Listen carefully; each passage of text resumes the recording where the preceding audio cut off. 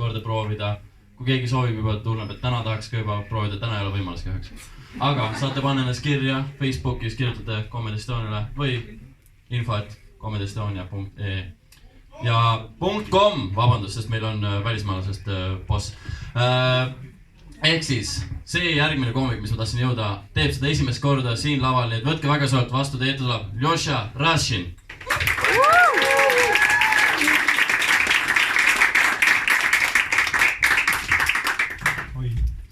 Nii, olen siis esimest korda ja minu nimi on Ljoša.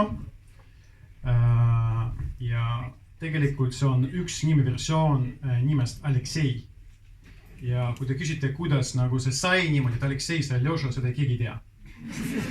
Ja see on esimene selline vene keele saladus tänaseks. Me lihtsalt ei tea, me lihtsalt võtame suvaliselt nimed, ütleme, okei, sina oled Andrei, siis oled Kap. Kõik. Ja mina olen see inimene, keda ilmselt te vihkasite kõige rohkem koolis. Mina olen vene keele õpetaja. Võite nüüd tagasi, tagasi teha. Nii. Ja kuna mina olen õpetaja, siis ma olen natuke freak ka, eks ju.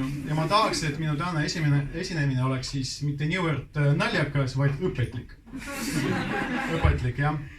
Ja mul on 5 nippi tänaseks valmistatud, et kuidas saaks niimoodi vene keelt kohe kiiresti niimoodi õppida ära pähe. Et igaüks lahkub väike niimoodi, väike nippiga siit välja. Siis minu õpetaja nagu süda on rahul. Nipp number 1. Ära karda eksida. Ära karda eksida. Nagu te kuulate, mina räägin ka mitte väga perfektselt, eks ole, aga ma ei karda. Ja ma mäletan, kuna ma elasin Maardus, teate see on, kas keegi on Maardus käinud? Osa on käinud. Mina siis peale eesti keele õpetajad gümnaasiumi lõpuni ei näinud ühtegi eesti inimest nagu päriselt seal. Ja esimest kord ma läksin kesklinna, ma mäletan, ja keskraamatukogus oli üks neiu. Ma tuvastasin, et see oli nagu eesti neiu. Ma tulin tema juurde ja väga väriseva nagu häälega küsisin, et milline on sinu telefon? Ta ütles, tead, roheline. Ja rohkem nagu te saate aru, ma sain nagu blokki, tekkis keelebarjäär, ma rohkem seda nagu keelt jällegi tükk aega ei kasutanudki, ei julgenud nagu rääkida. Eks punkt number 1, ära karda eksida. Minu tunnides, kui ma mäletan, üks kord tuli üks tudeng, kes tahtis öelda seda, et ta hilines ja ta ütles, et izvinite, ja был в враче.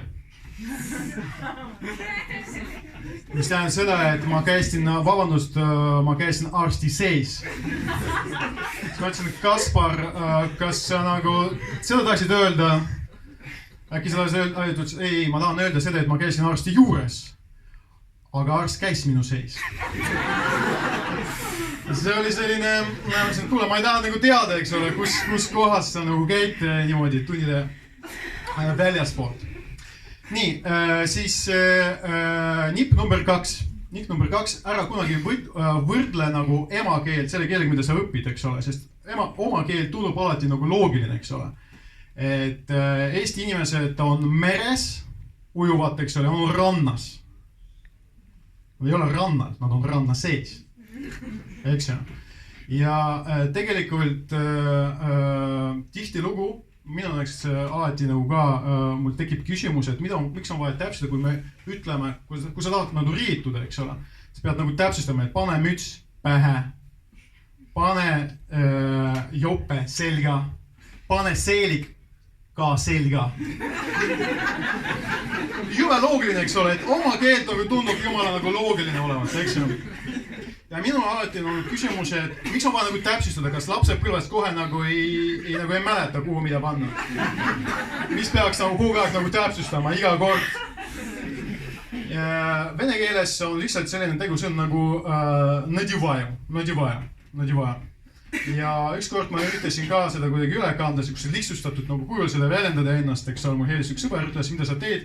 Ma ütlen, et ma panen kasukad. ja kusjuures nagu jällegi koolis ei keegi õpetanud, et tegusõna panem asendab nagu väga palju tegusõna eesti keeles. Ma lihtsalt nagu ei teadnud ja ma mitu korda ausalt öeldes nagu vastasin ämbri. Ehk siis ära karda eksida, eks ole. See on nagu loomulik, sest keele areneb palju siis, kui sa seda kasutad. Kolmas printsiip. Ma eeldan, et vene keeles on hästi palju tegelikult nagu võõrsõnu, eks ole, mida te kõik teate. Nagu näiteks need sõnad, mis eesti keeles lõpevad tsioon lõpuga, kui sa pane sinna lõppu cija, nad muutuvad venekeelseks. Nagu näiteks revolutsia, evolutsia ja nii edasi. Eks ju? Et tegelikult juba tänu sellele, et ma arvan, teie sõnavaar juba laendas, eks ole, tänasel õhtul. Ja tegelikult nagu ongi üsna nagu lihtne, kui sa tahad näiteks poliitikuks saada Venemaas, sa võid nagu kohe nagu seda kasutada, ütledki, et korruptsia, immigratsia, revolutsia, kõik. Ja ka igasuguses elukeeles seda on ka vaja. Tuled arsti juurde ja ütlete, et это кот. Что делать? Kastratsia.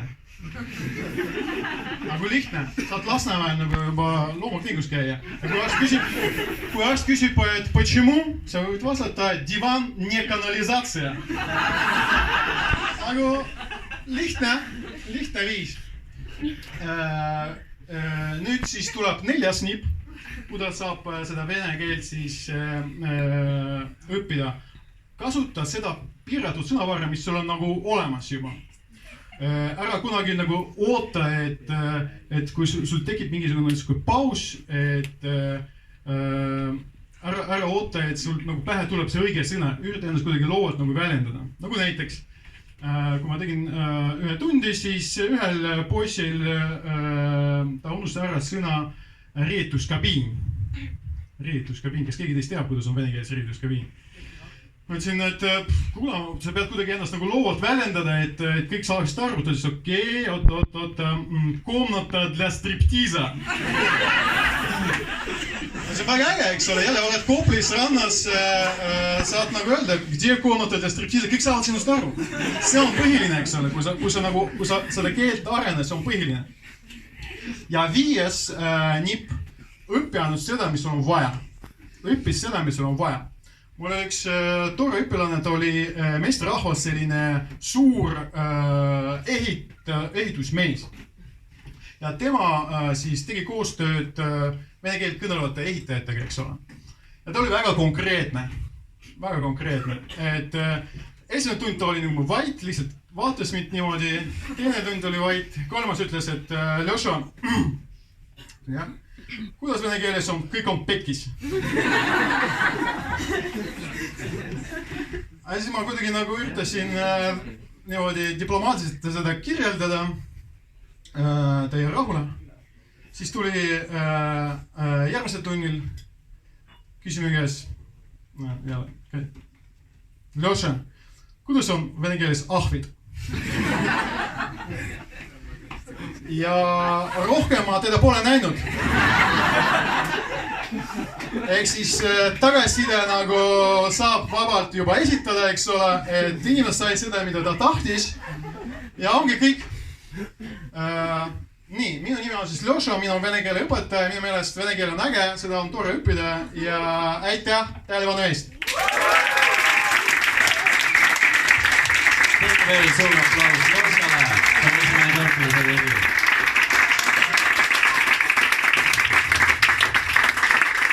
Ljoša, ma vabandan, ma 3 korda kõne ära panin, ma vabandan. Ma väga vabandan.